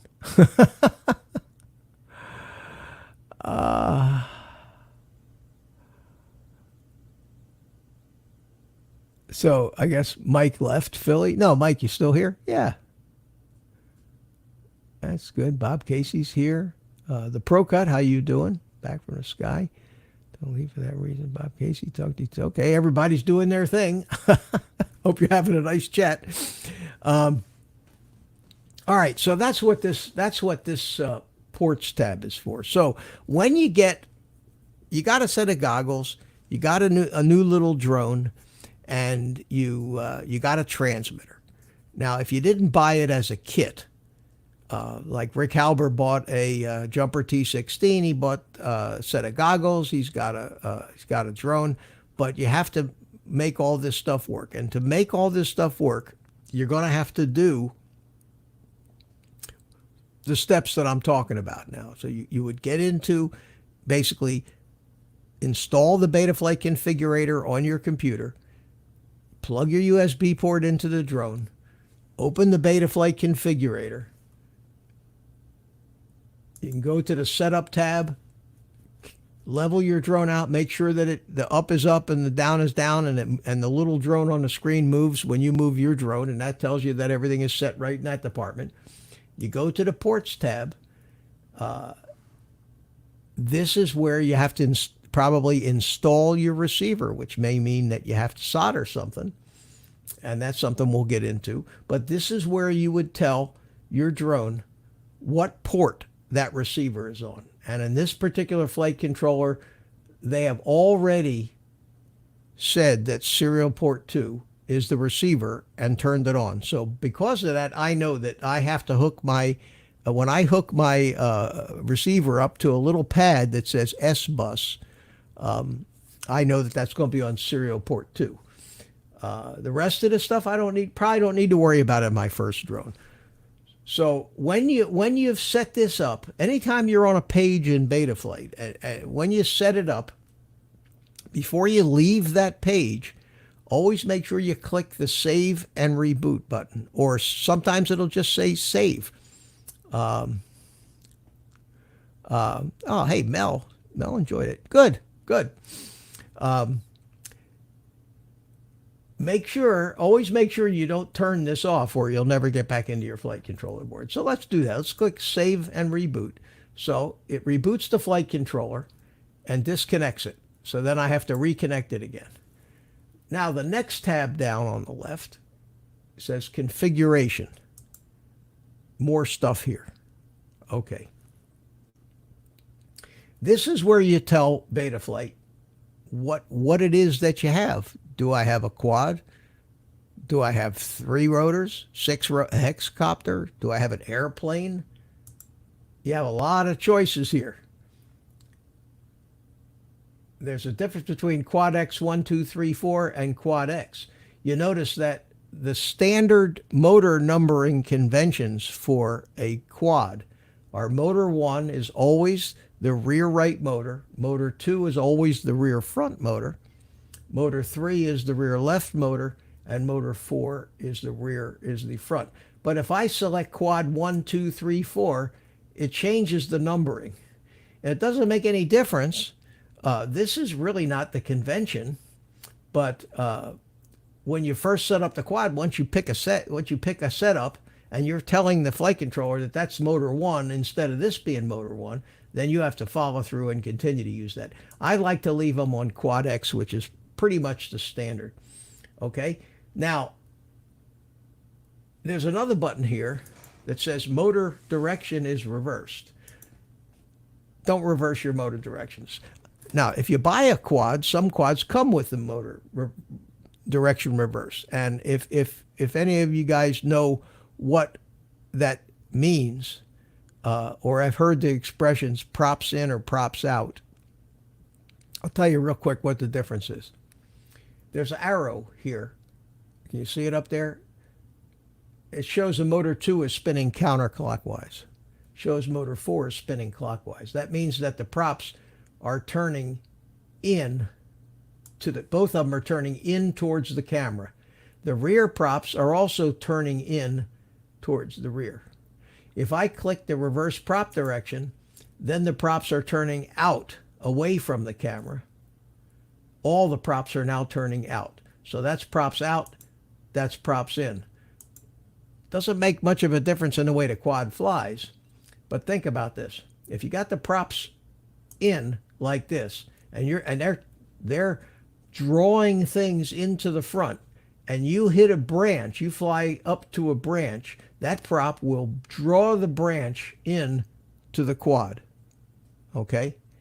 And grass and dirt, if you hit the ground, and everything else will be thrown into the front like that. If I have the props reversed and they're turning away, if I fly into something, it would tend to bounce off of it because the props are pushing away. A lot of guys like to fly props out because of that reason, that when you hit a branch or a twig or something, a lot of times it'll cause the quad to bounce off of it. The other thing is that if you do hit the ground and hit dirt, it doesn't throw the dirt into the camera, it throws the dirt into the side of the quad. take your choice. The standard convention is this way. Most of the pre-built quads that you buy will come props in, and I've talked to a couple of different FPV guys about it, and one or two of them really likes props out, but most of them just say, I'm just going to keep all my quads props in because that's the convention, and that's the way that I fly.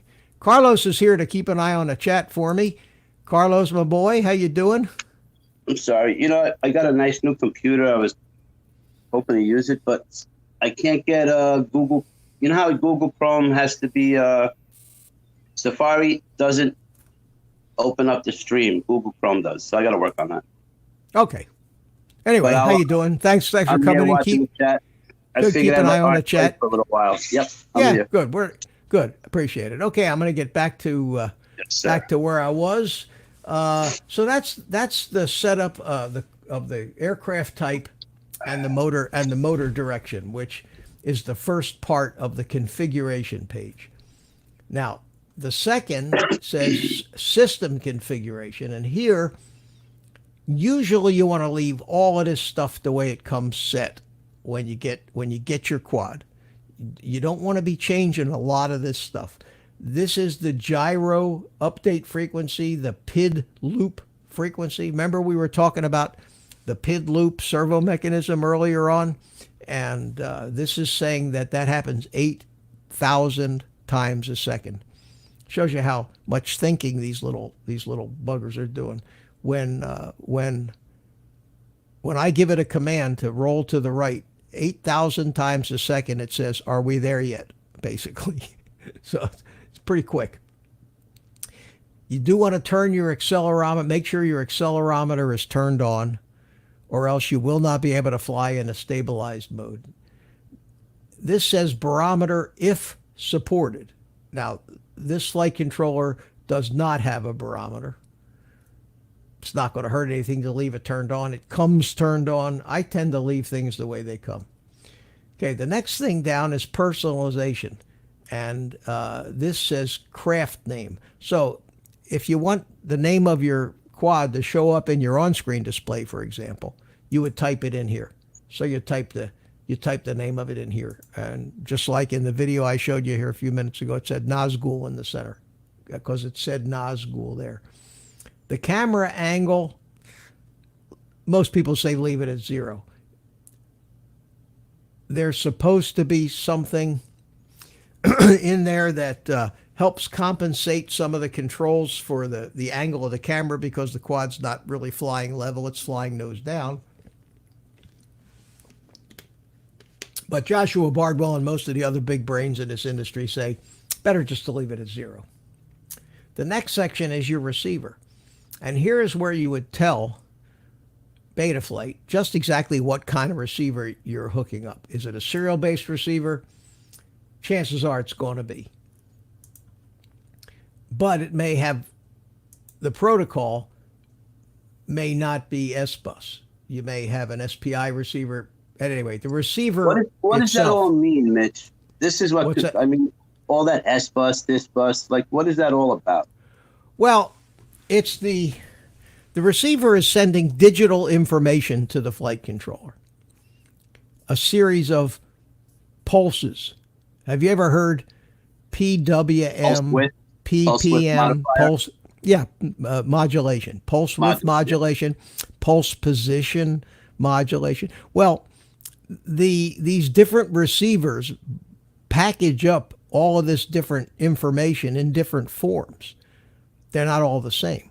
So a string of information is coming from the receiver to the flight controller, but there may be 10 different formats it might be in, depending on which manufacturer's receiver. And okay, so that's what that is. So basically, by telling it it's a serial-based receiver and it's S-Bus protocol, the fact that it is a protocol defines what the flight controller is going to expect. Okay. In the string of information that comes from the receiver. Cool. So That's what that means. You don't have to even understand it. All you need to know is when you get a receiver, you get your quad. You've done this. You get your receiver, you install it, you solder the 3 wires in, power and the signal wire. I haven't soldered, but I've been through all that. But okay, the instructions that come with the receiver say it's got an S bus. So, right. So you basically make sure this says S bus. Okay, Got it. and that's one of the few things you have to actually change. The rest of this stuff, other features, telemetry, LED strip, on-screen display, anti-gravity, dynamic filter. If you're just beginning, don't just leave everything the way that it's set. You don't need telemetry if you don't have it. You don't need LED strip if you don't have it, but it's not hurting anything. If they give it to you turned on, leave it turned on. If it's your first quad and you're just starting out, don't change anything. In fact, on this entire page, chances are you won't have to change much of anything except the receiver protocol. And since the S-Bus serial-based receiver is the single most common type of receiver, that's the Free Sky, FR Sky protocols most used, that's chances are you won't even have to change that. All the rest of this stuff I'd leave alone. D-shot beacon. Most of the stuff you're going over is for somebody who built a quad, not necessarily bought a bind and fly. This is for plug and play, right? Right, but if you did buy a bind and fly, these settings are still all there. Yeah. No, I know. So I'm just trying. A lot of those things are for with the receiver at least. It's for plug and play. Well, a lot of these settings, because what you just said a minute ago is a lot of these are already set when you have a pre-built quad. Well, they're set because they are the default settings of that target of Betaflight. Yeah. Now the D-shot beacon is a way to make your motors beep by hitting a switch on the radio. I wouldn't worry about that. We can get into that. All the rest of this stuff, beeper configuration, leave it alone. Up top here, chances are your flight controller will have the correct ESC configuration. It'll usually be D-shot, either 300 or 600. You don't change any of that. Motor idle, set at 5.5. That's probably okay. Board and sensor alignment, that's where you would change if when you tilted your quad up and the little quad on the screen did not do what you were doing, you would be coming in here changing the board alignment and the sensor alignment, okay? Accelerometer trim, don't fool with that. The one change you always want to make on the configuration page is this thing under arming. And this is a safety feature called maximum arming angle. And that's basically saying that if the quad's tilted more than 25 degrees in any direction, don't allow the quad to be armed so you can start the motors. Well, that's stupid. It may make it safer, but if you're stuck upside down in a tree and you want to try to start the motors and get yourself out, you won't be able to. So always change this to 180, and that basically tells the quad, even if you're upside down, let me arm it. So that's a change you want to make. RSSI, don't worry about that. The rest of the stuff, if you don't have a GPS, don't worry about that. Mitch, question. Yes. You don't do RSSI loss and the other one? Go up on the left? I do normally, but I'm not going to get into that tonight. Okay. Yeah. That one right there. I'm trying to, if nothing else, help people understand that while this is complex, it's not scary. No, but only because one of the quads I have already has it on. Yeah, if it has it on, leave it on. Yeah. Basically, when you get a quad that's already built, and you basically just have to hook up your radio to it, you're probably not going to change much of anything. And I think something that might be helpful is if one of you guys does get this stuff, then come on in here one night with your new deal, and we'll go through it. You come into come into the one that's already pre-done. Okay. Yeah. Do you know what do you think the difference between plug and play and bind and fly is? Bind and fly already has the receiver. Plug and play, you have to put the receiver in. Right. If you buy a Whoop, chances are it'll have the receiver in it. It's bind and fly. If you get any kind of quad, a quad, you're going to have to put a receiver in it. In most cases, they don't come with receivers. You know why? Because half the guys that fly 5-inch quads use Crossfire. They don't want to buy a quad, or you have to order it with a specific receiver if you want it to come with a receiver. Right. But you'll find that you're going to be putting receivers in your quads quite often, and that's something you might want to do. But if it's bind and fly, you still have to set up the mode switches in the transmitter. Correct. And the receiver tab and do all that. So there is stuff you still have to do, and you still have to do it in Betaflight. And it could take months to learn all of this stuff. It's taken me a year to learn what I know about this so far. But the more you see it and the more you get used to what it looks like, the less mysterious it becomes and the less afraid you are of touching anything lest you break it. I agree. Okay, so that's that tab. And and then after you're all done, you hit save and reboot down at the bottom. Always make sure you hit the save and reboot. Then we'll reconnect. The next tab is power and battery. Generally, you're not going to have to worry about that. PID tuning, you're not going to need to worry about that. The next tab that you're going to have to worry about is going to be the receiver tab. Now, that's not saying there aren't any settings in these other tabs, but the receiver is where you're going to go in, and you're going to make sure that your receiver is hooked up right and your endpoints are set. And we're not going to get into that tonight either. The modes tab is the tab where you will tell it, for example, that this is my arming switch right here. And this is the page where you will assign a receiver channel to that switch. You'll do that in the radio. We're not going to do that tonight either. And then you'll come in here and you'll say, okay, I'm going to arm this quad. I need to add a range. So I click that, and I have set my arming to be on aux 1. So you select aux 1. And then you'll see a little tab on there when the receiver's working. And as you click the switch, the tab will move in the line. And this will be the top position of the switch. This will be the bottom.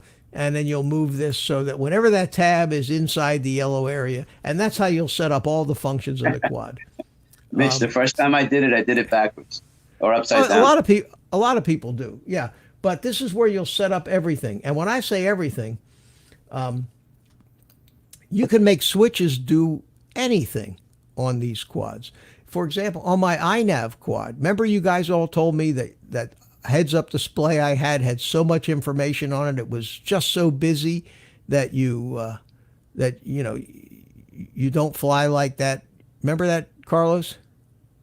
I'm sorry. On my INAV quad. On my INAV quad, the OSD has so much stuff in it. Oh yeah. Yeah. So what I did was I set up a 3-way switch, and I have 3 different OSD screens now. You can turn the it on default and off. screen.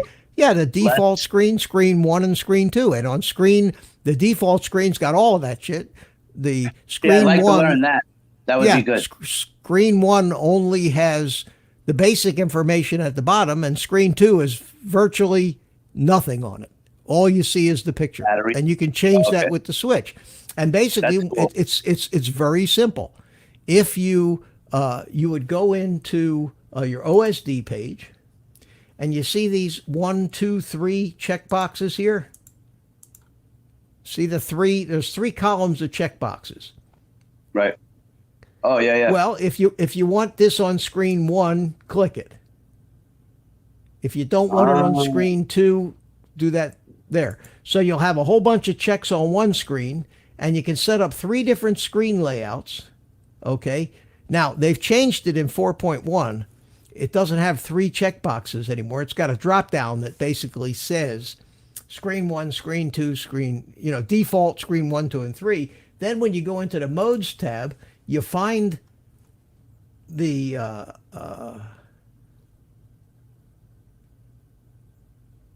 there's camera control, black box telemetry, OSD disable. One of these things has got to say, all right, I don't see it here on, I see. So now we're setting the switch, right?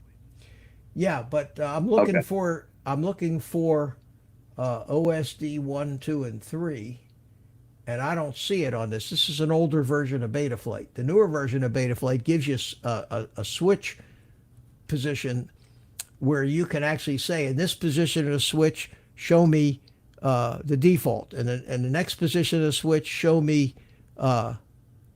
screen 1 and screen 2. Yeah. And I'll show you that when we get to That's pretty neat. 4.1. Yeah, there is a way, because they give you 3 different options, but they've changed the way it works. They made it much simpler to program.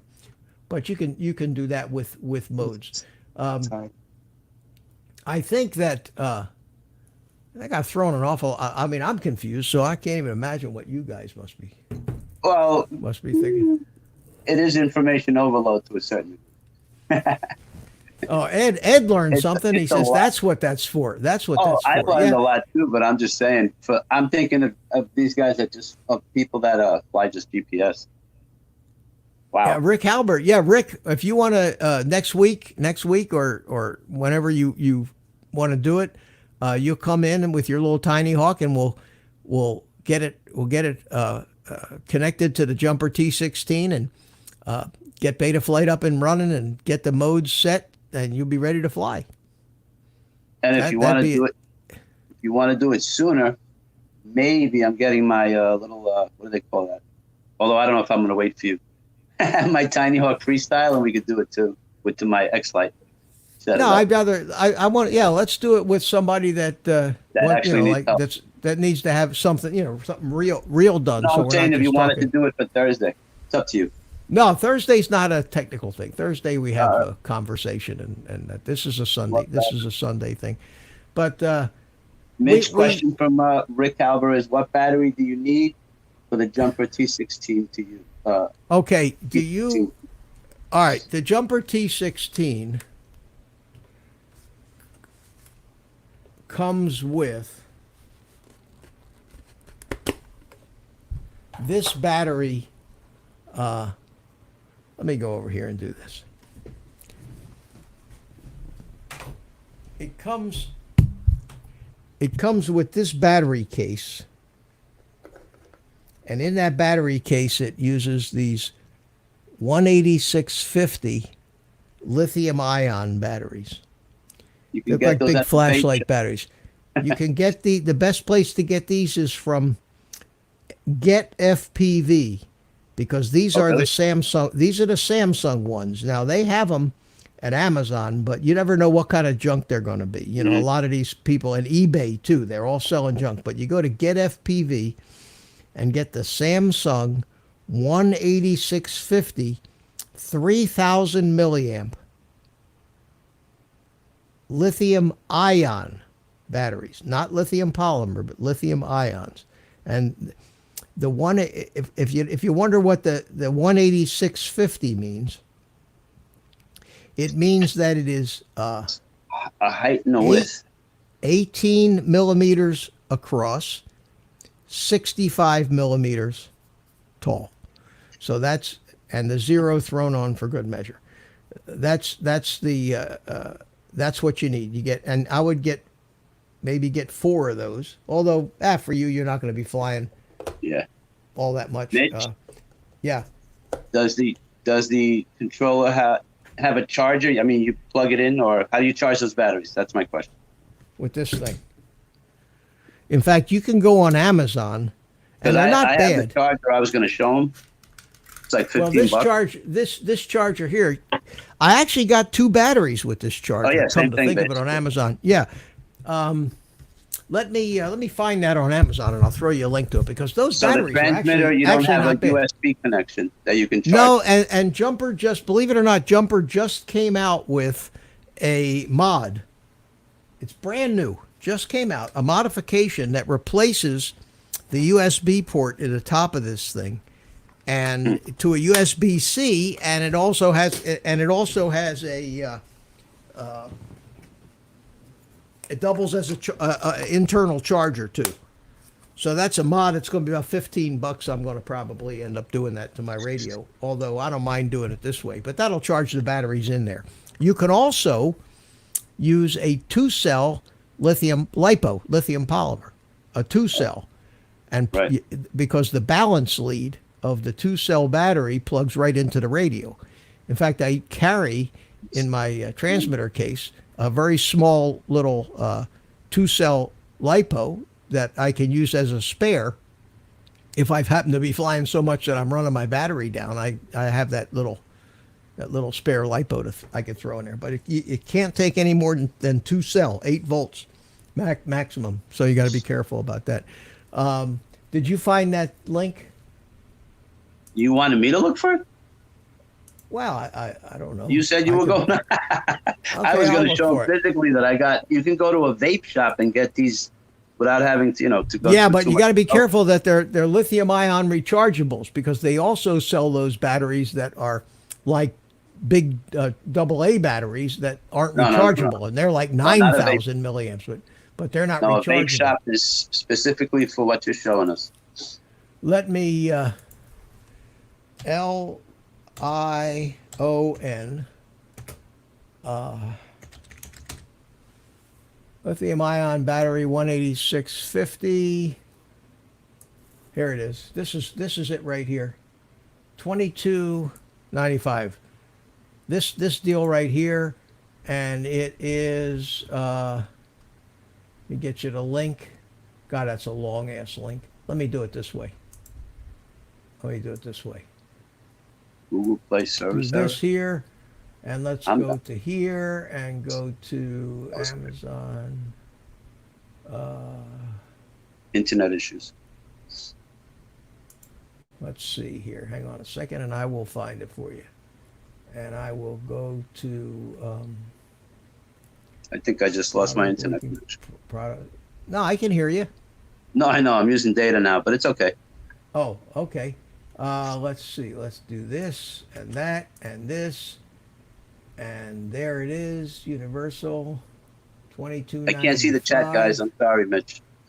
Oh, okay. That's okay. I'll keep an eye on it. Let me see if I can get this. Get link. What happened to it? All right. Shorten URL. See, here you go. This is, I just put the link in the chat. That's the link to the Amazon.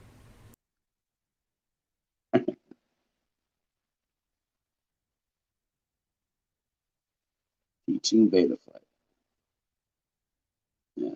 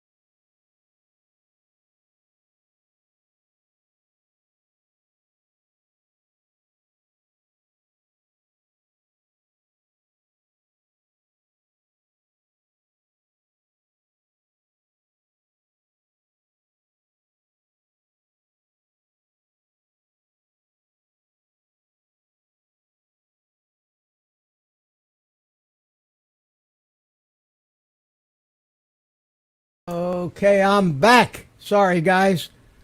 That's what happens sometimes when I go ahead and go out to look for something, and Google actually just writes right over the top of my StreamYard. So let me know if you can see me again. I think I'm back online. Oh, there we are. Okay. Carlos, are you back? I saw him there, and now he's gone. I'm here. There he is. Okay.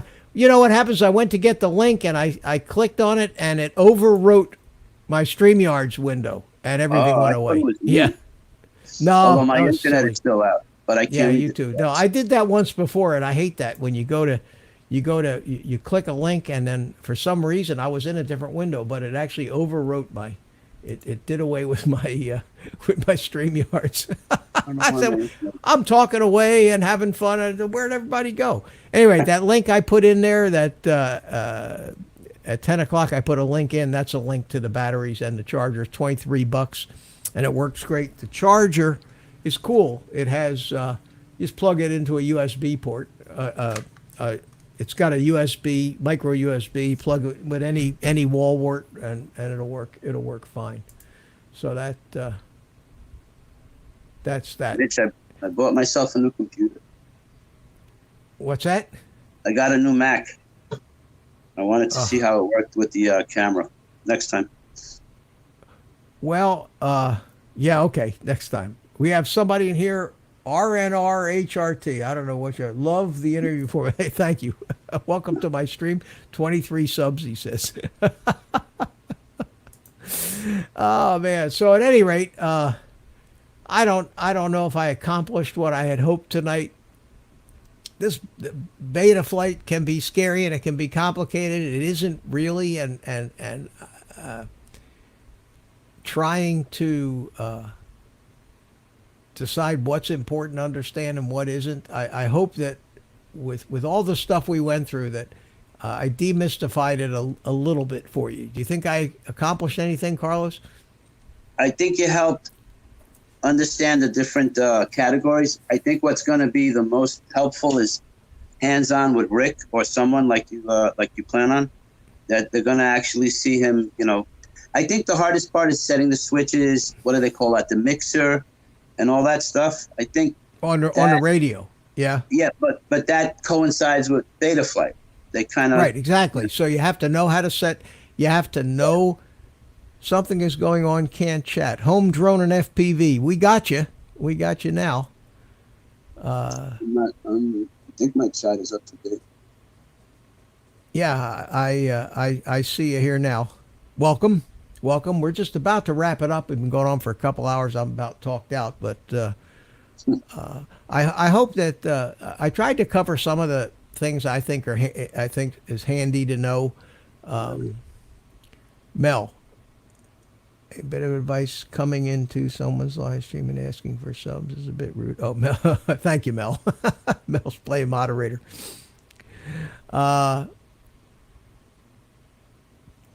Okay. Yeah, so if you get Rick live and help him set the switches and all that stuff, that's what really helped me. I watched that guy, Project Blue Falcon.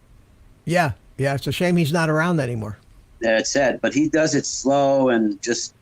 Yeah, and I can do that. I've got the thing set up here, and I set my radio down, and you can see in living color a big, beautiful, clear image of exactly what I'm pushing, and you follow along. Yeah, you're right. That would be helpful because that's the basics. I was hoping, since we weren't doing that tonight, I really wanted to see if I couldn't get people to understand what Betaflight was. The fact that it is just an operating system. There are certain terms that you're going to hear that you should understand what they mean. Terms like target and defaults, what they things like that. I wanted to try to explain some of the basics of that, and it would take going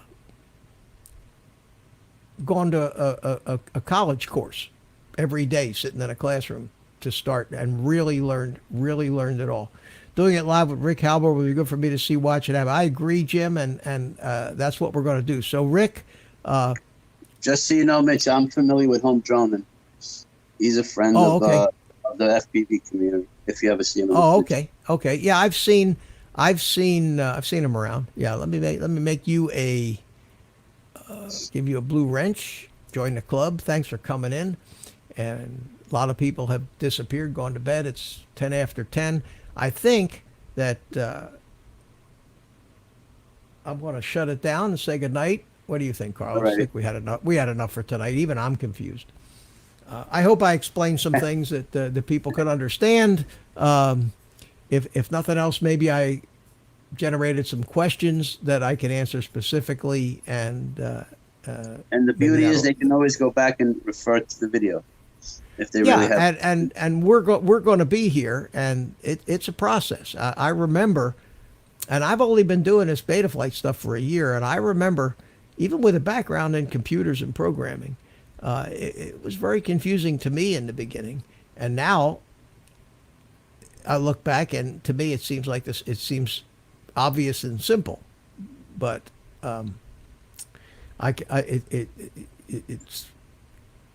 it's hard to teach and put yourself in the mindset that I was in a year ago. I have to try to talk to people and remember how confused I was, and and that's what I've been trying to do. Whether I've succeeded or not, we'll see.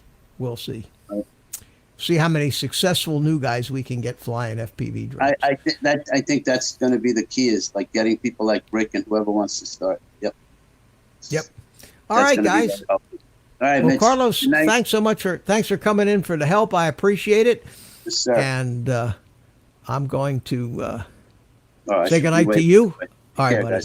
Bye-bye. Take care. And that just leaves me and the monkey as usual. So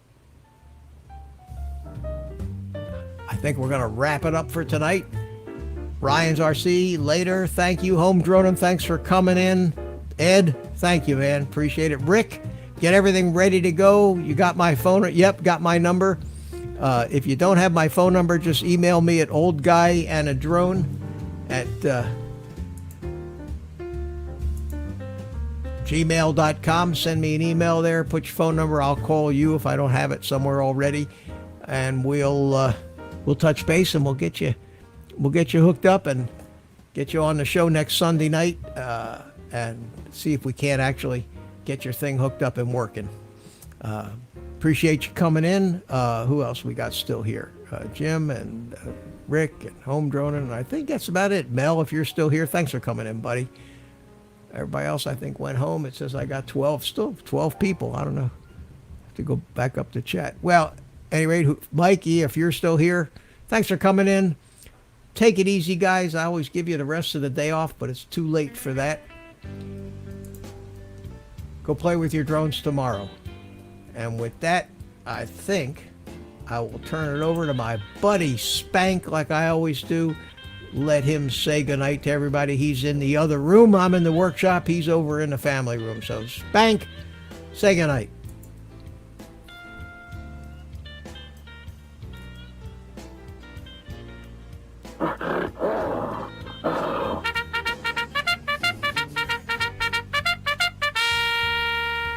Wrong button. Good night, guys.